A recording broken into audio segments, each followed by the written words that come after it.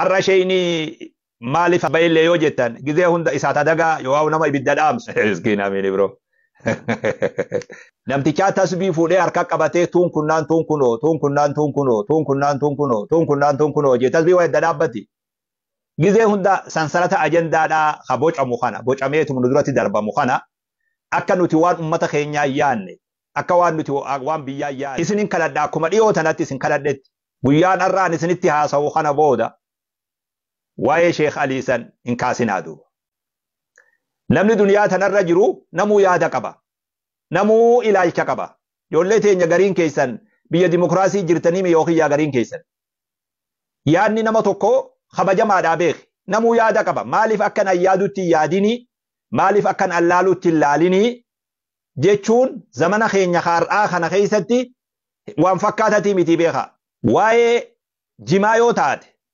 anilleen waan akkanaa keessanillee haasa'uun fedhu haqiiqatti ani yeroo illee ittiin qabu ammoo waan jimaan abbaa argatee jira miskiina wallahi Sheekh Muusaa Su'aalaa leenci dagaa qalloo namni haasawa jimarraa qabdan yoo makiinan isinii mijjaawe makiinaa teessan kaafadha yoo xayyaaran isinii mijjaawe xayyaara keeysan kaafadha gamtaan ulamaa'ii Harargee bahaa qophaawee isin eegaa jira hoottaa je wanni abbaa argatte wanni isin jiggatan hin jiru qilleensarraa lafatti gabbuute jechuudha.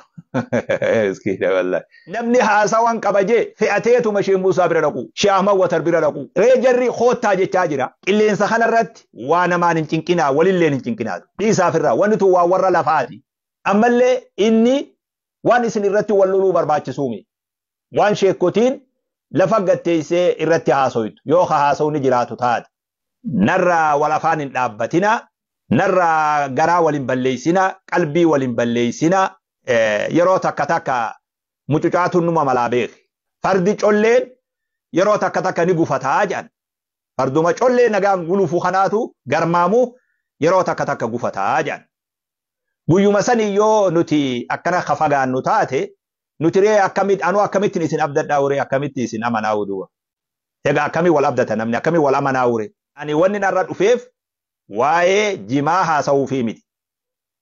Ani hedduu barsiisaa ture. Namoonni amma qilleensarraa fitinaa nama godhu hundisaa namni hanga kiyya waan san barsiise ni jiran ittiin fakkaatu. Haala kaawwatu yoo fedhe namni akka itti nama barsiisu qaba akkanaan ofiitti amanutti du.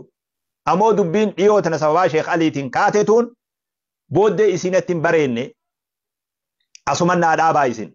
Kunoo Sheekh Muusaa faan qoma dhawatanii feetan fardaan feetan makiinaan feetan xayyaaraan nuti mustaciddii qophooyne jirraa jaan.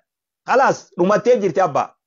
Tikeeta kee murattee qab jechuu yoo waan haasoytu qabaatte dubbiin lafa gabbuutee jirti. Waraana lafoo barbaaddi malee ayyara hiliin barbaaddu. Miskiina wallahi. Har'aa waan isiniin jiru.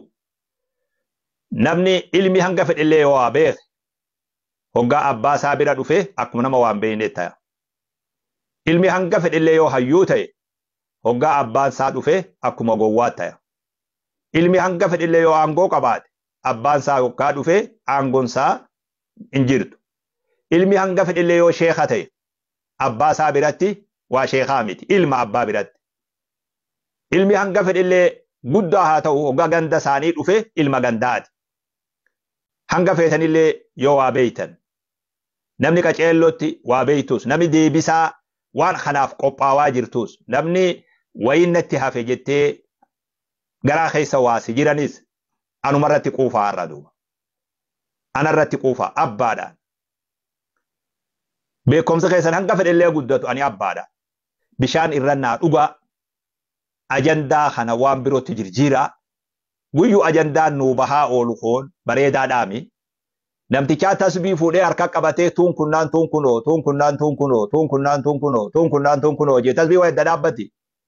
Gizee hunda sansalata ajandaadhaa ha bocamu kana bocameetu nu duratti darbamu kana akka nuti waan ummata keenyaa yaanne akka waan nuti waan biyyaa yaanne akka rakkoon ummataa nutti mul'anne akka sabni nutti mul'anne akka diin nutti mul'anne akka diiniif yaanne akka islaam muslimtootaaf yaanne ajandaan xixiqqaan tokko bocamee guyyuu nu jidduutti darbamaa oola isinirrallee beeku qaceellotti uf eeynee haa jira.